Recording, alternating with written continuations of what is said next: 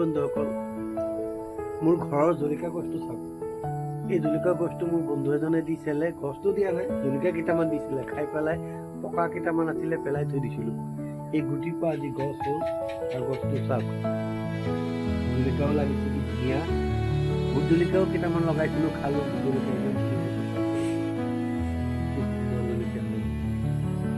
একদম কি জলকীয়া কয় আপোনালোকে জনাব মোক কমেণ্ট কৰি। আৰু কি কম, জলকীয়া গছ ঘৰত থাকিলে ভালো লাগে। কেতিয়াবা কিবা আপুনি পিটিকা চিটিকা খাব হ'লে জলকীয়া দুটা ছিঙি আনিলেই হ'ল। আৰু আজিকালি বজাৰত যি জলকীয়া জ্বলাই নাই। জলকীয়া গছটো একদম ওচৰৰ পৰা আপোনালোকে চাওক,